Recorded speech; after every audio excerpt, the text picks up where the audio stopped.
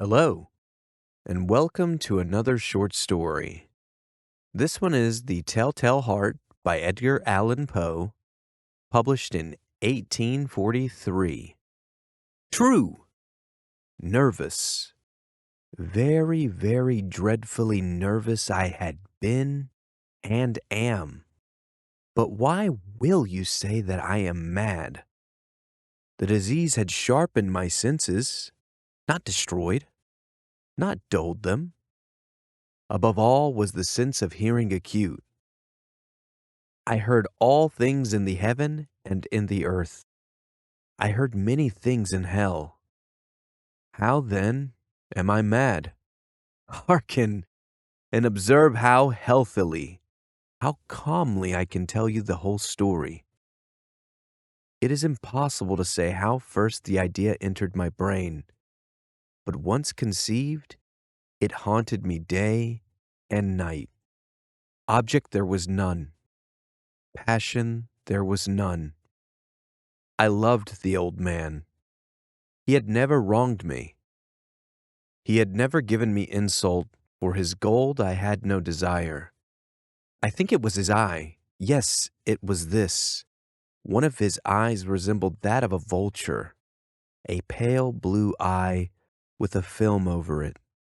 Whenever it fell upon me, my blood ran cold, and so by degrees, very gradually, I made up my mind to take the life of the old man and thus rid myself of the eye forever. Now this is the point. You fancy me mad. Madmen know nothing, but you should have seen me. You should have seen how wisely I proceeded, with what caution, with what foresight, with what dissimulation I went to work. I was never kinder to the old man than during the whole week before I killed him. And every night, about midnight, I turned the latch of his door and opened it, oh so gently. And then, when I had made an opening sufficient for my head, I put in a dark lantern, all closed, so that no light shone out. And then I thrust in my head. Oh, you would have laughed to see how cunningly I thrust it in. I moved it slowly, very, very slowly, so that I might not disturb the old man's sleep.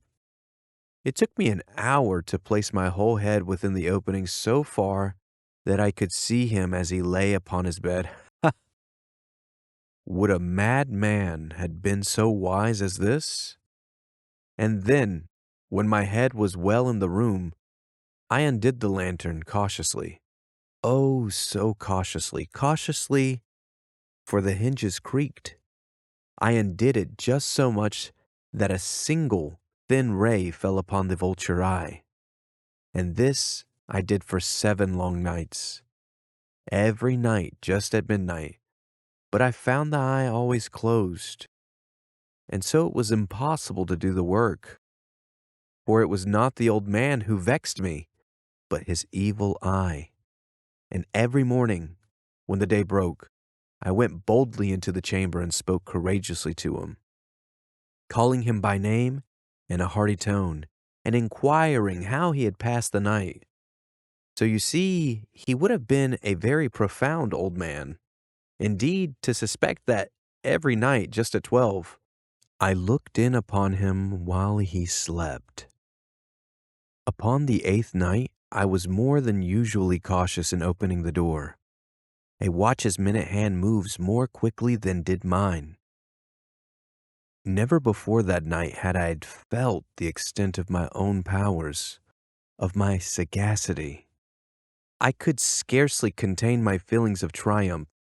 To think that there I was, opening the door, little by little, and he had not even to dream of my secret deeds or thoughts.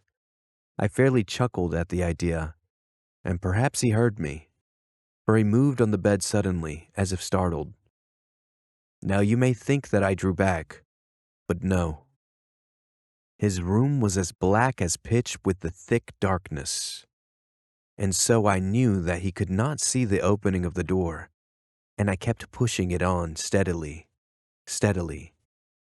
I had my thumb in, and as I was about to open the lantern, when my thumb slipped upon the tin fastening, and the old man sprang up in the bed, crying out, "Who's there?"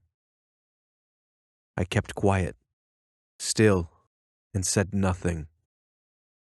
For a whole hour I did not move a muscle, and in the meantime I did not hear him lie down. He was still sitting up in the bed, listening, just as I have done, night after night, hearkening to the death watches in the wall. Presently I heard a slight groan, and I knew it was the groan of mortal terror. It was not the groan of pain or of grief. Oh no! It was the low, stifled sound that arises from the bottom of the soul when overcharged with awe. I knew the sound well. Many a night, just at midnight, when all the world slept, it has welled up from my own bosom, deepening with its dreadful echoes. The terrors that distracted me, I say I knew it well. I knew what the old man felt, and pitied him. Although I chuckled at heart, I knew that he had been lying awake ever since the first slight noise. When he had turned in the bed, his fears had been ever since growing upon him. He had been trying to fancy them causeless, but could not. He had been saying to himself, "It is nothing but the wind in the chimney. It is only a mouse crossing the floor," or "It is merely a cricket which has made a single chirp." Yes, he had been trying to comfort himself with these suppositions, but he had found all in vain. All in vain, because death, in approaching him, had stalked with his black shadow before him, and enveloped the victim. And it was the mournful influence of the unperceived shadow that caused him to feel, although he never saw nor heard, to feel the presence of my head within the room. When I had waited a long time, very patiently, without hearing him lie down, I resolved to open a very, very little crevice in the lantern. So I opened it. You cannot imagine how stealthily, until at length a single dim ray, like the thread of the spider, shot from out the crevice and fell upon the vulture eye. It was open, wide open, and I grew furious as I gazed upon it. I saw it with perfect distinctness, all a dull blue, with a hideous veil over it that chilled the very marrow in my bones. But I could not see nothing else of the old man's face or person, for I had directed the ray as if it by instinct, precisely upon the damned spot. And now I have not told you that what you mistake for madness is but over-acuteness of the senses. Now I say, there came to my ears a low, dull, quick sound, such as a watch makes when enveloped in cotton. I knew that sound well. It was the beating of the old man's heart. It increased my fury, as the beating of a drum stimulates the soldier into courage. But even yet I refrained and kept still. I scarcely breathed. I held the lantern motionless. I tried how steadily I could maintain the ray upon the eye. Meantime, the hellish tattoo of the heart increased. It grew quicker and quicker, and louder every instant. The old man's terror must have been extreme. It grew louder, I say louder every moment. Do you mark me well? I have told you that I am nervous. So I am. And now, at the dead hour of the night, amid the dreadful silence of that old house, so strange a noise as this excited me to uncontrollable terror. Yet for some minutes longer I refrained and stood still. But the beating grew louder, Louder. I thought the heart must burst. And now a new anxiety seized me. The sound would be heard by a neighbor. The old man's hour had come. With a loud yell, I threw open the lantern and leaped into the room. He shrieked once only. In an instant, I dragged him to the floor and pulled the heavy bed over him. I then smiled gaily to find the deed so far done. But for many minutes, the heart beat on with a muffled sound. This, however, did not vex me. It would not be heard through the wall. At length it ceased. The old man was dead. I removed the bed and examined the corpse. Yes, he was stone dead. I placed my hand upon the heart and held it there many minutes. There was no pulsation. He was stone dead. His eye would trouble me no more. If you still think me mad, you will think so no longer when I describe the wise precautions I took for the concealment of the body. The night waned, and I worked hastily but in silence. First of all, I dismembered the corpse. I cut off the head and the arms and the legs. I then took up 3 planks from the flooring of the chamber and deposited all between the scantlings. I then replaced the boards so cleverly, so cunningly, that no human eye, not even his, could have detected anything wrong. There was nothing to wash out, no stain of any kind, no blood spot whatsoever. I had been too wary for that. A tub had caught all. When I had made an end of these labors, it was 4 o'clock, still dark as midnight. As the bell sounded the hour, there came a knocking at the street door. I went down to open it with a light heart, for what had I now to fear? There entered 3 men, who introduced themselves, with perfect suavity, as officers of the police. A shriek had been heard by a neighbor during the night. Suspicion of foul play had been aroused. Information had been lodged at the police office, and they, the officers, had been deputed to search the premises. I smiled, for what had I to fear? I bade the gentleman welcome. The shriek, I said, was my own in a dream. The old man I mentioned was absent in the country. I took my visitors all over the house. I bade them search well.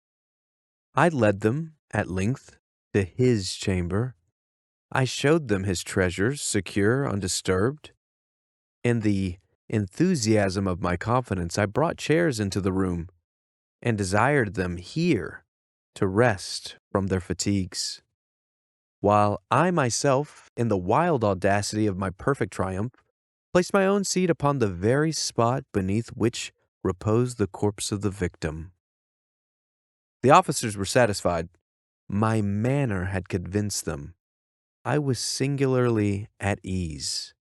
They sat, and while I answered cheerily, they chatted of familiar things. But ere long, I felt myself getting pale and wished them gone. My head ached, and I fancied a ringing in my ears, but still they sat and still chatted. The ringing became more distinct. It continued and became more distinct. I talked more freely to get rid of the feeling, but it continued and gained definitiveness, until at length I found that the noise was not within my ears. No doubt I now grew very pale, but I had talked more fluently, and with a heightened voice, yet the sound increased. And what could I do? It was a low, dull, quick sound, much such a sound as a watch makes when enveloped in cotton. I gasped for breath, and yet the officers heard it not. I talked more quickly, more vehemently, but the noise steadily increased. I arose and argued about trifles, in high key with violent gesticulations. But the noise steadily increased. Why would they not be gone? I paced the floor, to and fro with heavy strides, as if excited to fury by the observations of the men. But the noise steadily increased. Oh God, what could I do? I foamed. I raved, I swore. I swung the chair upon which I had been sitting and grated it upon the boards. But the noise arose over all and continually increased. It grew louder, louder, louder, and still the men chatted pleasantly and smiled. Was it possible they heard not? Almighty God! No, they heard. They suspected, they knew. They were making a mockery of my horror. This I thought, and this I think. But anything was better than this agony. Anything was more tolerable than this derision. I could bear those hypocritical smiles no longer. I felt that I must scream or die, and now again, hark! Louder, louder, louder, louder. Villains! I shrieked. Dissemble no more. I admit the deed. Tear up the planks. Here. Here. It is the beating of this hideous heart.